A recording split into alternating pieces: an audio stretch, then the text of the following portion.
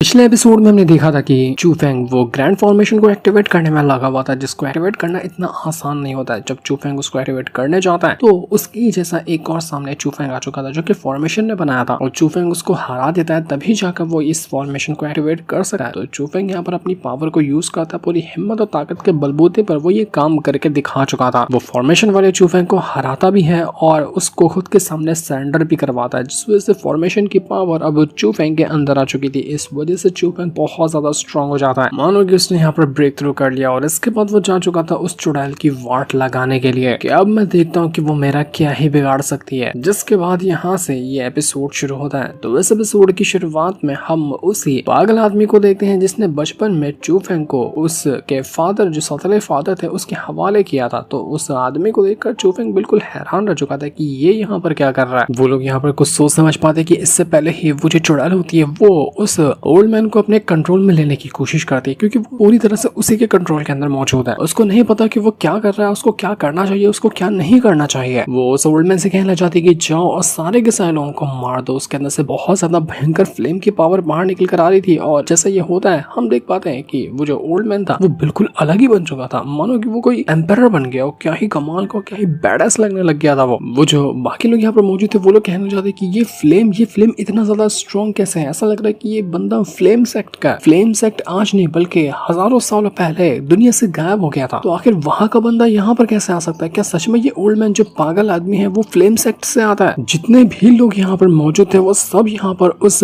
पागल आदमी के सामने सरेंडर करना शुरू कर, क्योंकि लिटरली वो क्या ही कमाल का लग रहा था। ऐसा लगता है कि कोई पीक लेवल का एम्परर रैम का कल्टीवेटर यहाँ पर आकर पहुंच चुका। इतना डेंजर उसके फ्लेम की पावर ऐसे कि पूरे इलाके को डिस्ट्रॉय कर दे। इस पागल आदमी का नाम था वांग फू, और सच में ये फ्लेम सेक्ट का ही मेंबर है। वांग फू जो था वो तुरंत अपनी पावर को यूज करता है और अपने फ्लेम फिनिक्स को समन कर चुका था, जो सीधा अपनी पावर का इस्तेमाल करते हुए जितने भी जियांग डायनेस्टी के बंदे थे उनके ऊपर अटैक करना शुरू कर देती है। इस वजह से पूरी जियांग डायनेस्टी के अंदर एक खलबली मच चुकी थी। वो लोग घबरा जाते हैं कि नहीं, लगता नहीं कि हम यहाँ पर बच पाएंगे। वो सभी अपने आप को बचाने की कोशिश करते हैं, बैरियर वगैरह क्रिएट करते हैं, लेकिन फिर भी वो जो फ्लेम की पावर इस्तेमाल कर रहा था वांग वो बहुत ज्यादा खतरनाक थी, जिसका मुकाबला कर पाना ही मुश्किल था। पर तब बीच में आता है चू फेंग, जिसने आते साथ ही सीधा अपनी हिम्मत और ताकत के बलबूते पर उसके फ्लेम के अटैक को खुद के हाथों से रोक लिया था। वो पूरी जान लगाता है ताकि किसी भी तरह से उस वांग फुंग के फ्लेम वाले अटैक को रोक दे, वरना पूरी जियांग डायनेस्टी एक अटैक के अंदर मर सकती है। बाकी लोग चू फेंग से कहते हैं कि चू फेंग तुम अपनी मौत को दावत दे रहे हो, तुम अकेले कभी भी इस फ्लेम के अटैक को नहीं रोक पाओगे, वो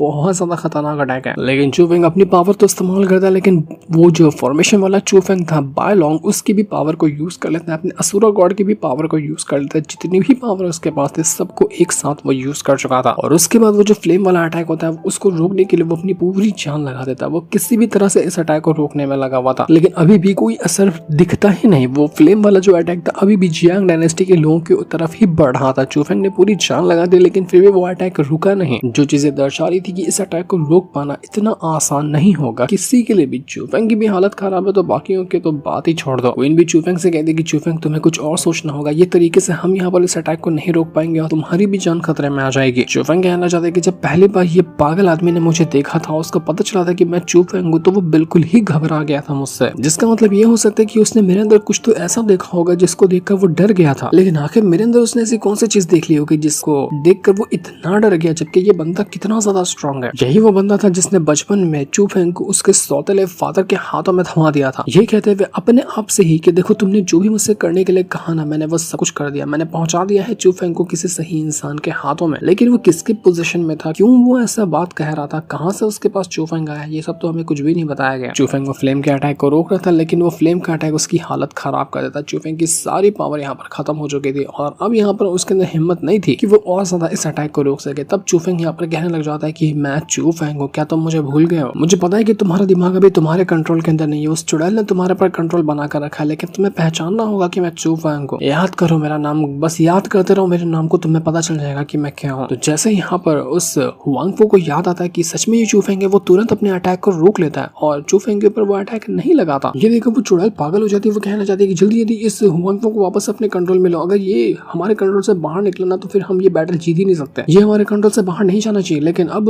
वांग फू जो था वो चू फेंग का नाम याद करने के बाद ना वो उसकी तरफ ही देखने लग गया था, वो उस चुड़ैल के कंट्रोल से बाहर आ चुका था। और चुड़ैल भी इतनी आसानी से नहीं रुकने वाली थी, वो पूरी जान लगा दी थी ताकि वापस से वांग फू को अपने कंट्रोल में ले सके। वांग फू वहाँ पर चूफेंग को देखकर हैरान परेशान था कि ये सच में यहाँ पर चूफेंग ही खड़ा है ना। वो चूफेंग को देखकर बहुत ज्यादा डर रहा होता है क्योंकि उसकी नजर में उसको चूफेंग नहीं बल्कि कोई और ही चीज नजर आ रही थी, एक ऐसी चीज जिसको देखकर वो बहुत ज्यादा डर रहा था। अपना चूफेंग तो नॉर्मल दिखता है लेकिन उस वांग फू की आंखों में चूफेंग एकदम भयंकर डेंजर जैसा कुछ चीज नजर आ रहा था, मानो कि किसी पुराने एम्पायर जैसा चूफेंग उसको दिखाई दे रहा होता है। इसी वजह से वो वांग फू डर रहा था। चूफेंग उससे कहता है कि अब तुम्हें पता चल गया ना कि मैं कौन हूँ। तो वांग फू और ज्यादा डर जाता है कि देखो मुझे कुछ मत करना, मैं पहचान चुका हूँ कि तुम कौन हो, मैं बहुत ज्यादा डर गया हूँ तुमसे। कि वांग फू इतना ज्यादा स्ट्रॉन्ग होकर क्यों इतना डर रहा था वो तो अभी बताया ही नहीं गया। आखिर कौन नजर आ रहा था चूफेंग के जगह पर उस वांग फू को। वो भीख मांगने लग जाता है चूफेंग के सामने कि प्लीज प्लीज मेरी जान बख्श दो, मुझे मत मारना, मैं मरना नहीं चाहता हूँ, पूरी जिंदगी तो मैंने इतनी तकलीफ में गुजारी है, अब तो मुझे मत मारो प्लीज। नजारा देखकर जितने भी लोग यहाँ पर मौजूद थे ना उनको सदमा ही लग जाता है। वो कहते हैं कि भाई ये क्या देख रहे हैं हम, ये वांग फू इतना पीक लेवल का कल्टीवेटर वो चूफेंग के सामने ऐसा पागल ऐसा गिड़गिड़ा रहा है, अपनी जान की भीख मांग रहा है। ये हो कैसे सकता है, ये पॉसिबल ही नहीं है। आज जो नजारा हम यहाँ पर देख रहे हैं ना कि चूफेंग जैसे कल्टीवेटर ने इतने पीक लेवल के कल्टीवेटर को अपने घुटनों पे टिका दिया, ये नजारा हमें शायद जिंदगी में दोबारा कभी देखने नहीं मिलेगा। चूफेंग वांग फू से कहने लग जाता है कि अगर तुम चाहते हो कि मैं तुम्हारी जान नहीं लो तो जाओ और ये जो चुड़ैल और इसके जितने भी साथी वगैरह ना इन सभी को मार डालो। तो वांग फू कहता है कि जी मेरे आका, जैसा आप कहे मैं आंख बंद करके वो चीज करने के लिए तैयार हूँ। वो तुरंत जाता है चुड़ैल और उसके साथियों के ऊपर अटैक करने के लिए और कहता है कि तुम मरने वाले हो। वो अपनी फ्लेम की पावर को यूज करते हुए चुड़ैल की हालत खराब करता है, उसके जितने भी साथी वगैरह थे उन सभी को तो जिंदा ही जलाकर खत्म कर देता है। सब के सब वहां पर मारे जा चुके थे, सब अधमरे हो जाते हैं, उनकी हालत खराब होने लगी थी। चुड़ैल अपने आप को जैसे जैसे बचाने की कोशिश करती है और वो वहां से भागने का ट्राई करती है, जहां वो अपने आप को बचाकर भाग तो चुकी थी लेकिन उसके भागी सारे के सारे साथी वहां पर मारे जाते हैं। लेकिन चूफेंग उसको ऐसे कहां भागने देने वाला था, वो वापस से उसके पीछे पड़ जाता है और वो उसको मारने के लिए तैयार था। वो चुड़ैल कहती कि मैंने अपने फादर को मार दिया, अपने भाइयों को मार दिया, अपने हस्बैंड तक के मार दिया उसको मैंने, ताकि ये जो पूरा मेरा क्लान है ना उसकी पावर मेरे मुट्ठी में आ जाए। बड़ी मुश्किल से ये सारे के सारे क्लान की पावर मैंने अपने हाथों में ली थी, लेकिन तुम मुझे नहीं मार सकते, तुम मुझे मारोगे तो मेरा सारा सपना टूट जाएगा जो कि मैं नहीं चाहती हूँ। लेकिन चूफेंग नहीं ना सुनने वाला था ना उसकी बात मानने वाला था। वो अपनी कुल्हाड़ी लिए धीरे धीरे उसकी तरफ बढ़ने लगता है ताकि सीधा उसकी गर्दनी धड़ से अलग कर दे। चूफेंग कहता है कि जो तुमने यहाँ पर किया है ना वो तुम्हारे ही कर्मों का फल है, जितने भी बुरे काम किए हैं उसकी ही सजा देने के लिए मैं यहाँ पर पहुंचा हुआ। वो तुरंत अपनी कुल्हाड़ी लेकर चला देता है। इस वजह से सच में यहाँ पर वो चुड़ैल मर चुकी थी, उसका शरीर बीच में से ही कट जाता है और वो खाई से नीचे गिरकर मारी जाती है। इसका भी खेल खत्म ही हो गया। इसके बाद चूफेंग वांग फू से कहना चाहता है कि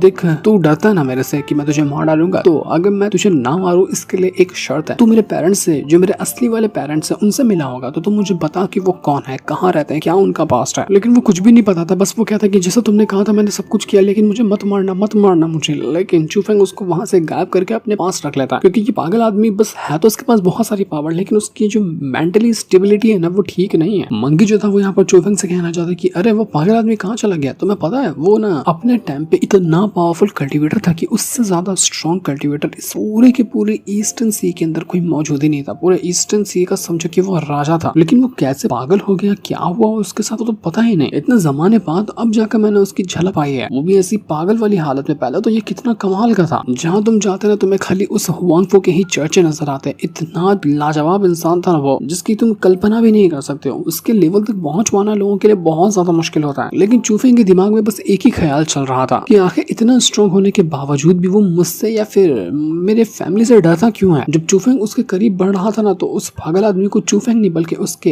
हो सकता है कि शायद फादर नजर आ रहे होंगे, इसी वजह से वो इतना डरता है चूफेंग से। वो कहता है कि जो तुम कहोगे मैं सब कुछ करूंगा। और अब चूफेंग के फादर ऐसी कौन सी चीज है जिसके सामने ये इतना पीक लेवल का कल्टीवेटर भी डरता है। पूरी की पूरी जियांग डायनेस्टी यहाँ पर चूफेंग के सामने अपने घुटने टेके और उसको रिस्पेक्ट पेश करती है कि अगर आप नहीं होते तो हमारी डायनेस्टी आज खत्म हो गई होती। हमारी डायनेस्टी को प्रोटेक्ट करने का काम आपने किया है, जिसके हम हमेशा हमेशा के लिए आभारी रहेंगे। देखते ही देखते 9 प्रोविंस के अंदर जितने भी लफड़े वगैरह चल रहे थे वो सब खत्म हो जाते हैं। जियांग डायनेस्टी तब शांति के साथ आ चुकी थी और जियांग डायनेस्टी ने ही चूफेंग के वो जो अजूर ड्रैगन सेक्ट है उसको पूरी तरह से रिपेयर कर दिया था। इस वजह से वो सेक्ट वापस से पहले जैसा हो जाता है। सब लोग वहाँ पर आ चुके थे और डिसाइपल की ट्रेनिंग भी चालू हो जाती है। काफी अच्छा लग रहा था यहाँ पर बाहर से भी कई सारे लोग आते हैं इस सेक्ट को देखने के लिए, क्योंकि अब ये सेक्ट ना पहले से भी काफी ज्यादा बड़ा हो चुका था और यहाँ पर ट्रेनिंग भी अच्छे से चल रही थी। तो सभी लोग देखने के लिए आए थे कि ये सेक्ट अब कितना ज्यादा कमाल का हो चुका है। सूरो और सुमिंग भी वहाँ पर होते हैं जो कि इस मंकी किंग का ना बहुत ज्यादा शुक्रिया करते हैं कि आप ही हैं जिसने हमारी जान बचाई, वरना हम मर गए होते। हमारे अंदर कोई होश नहीं था, लेकिन आप थे जिसने हमें सब कुछ हमारा ठीक किया और हमारी जान बचाई। आपकी मदद के साथ ही हमने यहाँ पर अपना मार्शल हेवन रेल्म को भी ब्रेक थ्रू कर लिया है और हम दोनों उसके सेकंड स्टेप पे पहुंच चुके हैं, जो हो पाया आपके उस पल को सप्रेस करने की वजह से।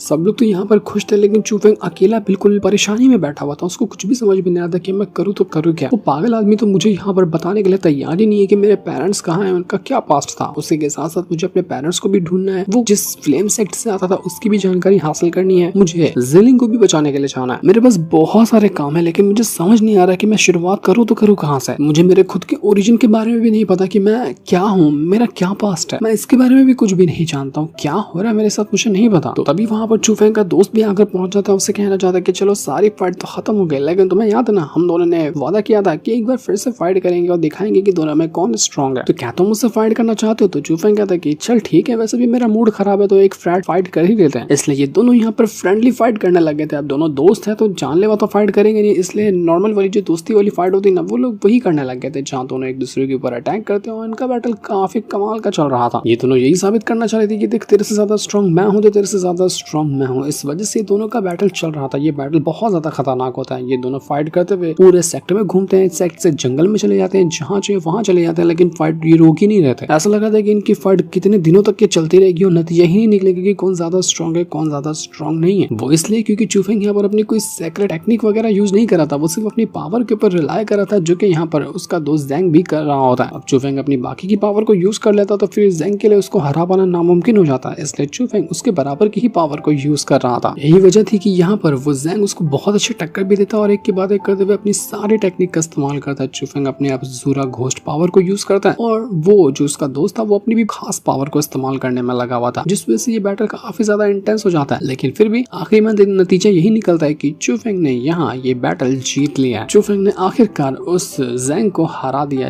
वो इंसान को उसने हरा दिया जो आज तक के कभी भी कोई बैटल हारा ही नहीं था। चूफेंग की यहाँ पर जीत हुई। जैंग भी बड़ा खुश के चलो पहली बार हारा तो अपने दोस्त के हाथों ही हारा, किसी दुश्मन के हाथों नहीं हारा। पूरा का पूरा जो अज़ूर ड्रैगन सेक्ट था वो भी बहुत ज्यादा खुश हो जाता है कि चलो चूफेंग ने ये बैटल जीत लिया, ये तो कमाल की बात है। इसके बाद हम यहाँ पर क्वीन को देख पाते हैं जो अपना बोर्ड के ऊपर बैठकर घूम रही थी और फिर सारे के सारे दोस्त लोग वहाँ बोर्ड के ऊपर आने के बाद मस्त पार्टी वार्टी करना शुरू कर देते हैं, शराब पीते हैं, खाना खाते हैं और कहने लग जाते हैं कि बताओ फिर अब यहाँ से कहाँ घूमने जाना है तुम सबको। तो सभी अपने अपने राय देने लग जाते हैं। प्रिंस कहता है कि मुझे लगता है ना कि हमें सी एकेडमी जाना चाहिए जो कि ईस्टर्न सी के अंदर ही मौजूद है। मैंने सुना है कि वहाँ पर बहुत ही जीनियस कल्टिवेटर रहते हैं। तो जैंग भी कहने लग जाता है कि अच्छा ऐसी बात है तो ठीक है हम चलते हैं ना, वहाँ के सारे जीनियस को हरा कर मैं वहाँ का नंबर 1 कल्टिवेटर बन जाऊंगा। देखते हैं कि वो लोग हमें वहाँ पर एडमिशन देते हैं या नहीं देते हैं, वहाँ पर जाकर देखना चाहिए हमें। सारे के सारे लोग खुश और सूरो तो सोमिंग यहाँ पर अलग ही खुश थे चूफेंग को लेकर कि चूफेंग तुम्हारी वजह से हमारी जान बच पाई, तो हम तुम्हारा दिल से शुक्रिया करते हैं। चूफेंग कहता है कि देखो तुम लोगों को अगर सी एकेडमी में जाना है तो तुम लोग जा सकते हो, लेकिन मुझे एक छोटा सा काम है क्योंकि मुझे जिलिंग को बचाने जाना है। मैं एक बार उसको बचा लूंगा ना तो उसके बाद तुम लोगों से मिलने के लिए जरूर आऊंगा, तुम लोग बिंदास जाओ सी एकेडमी के अंदर। तो उसके दोस्त कहते हैं कि चूफेंग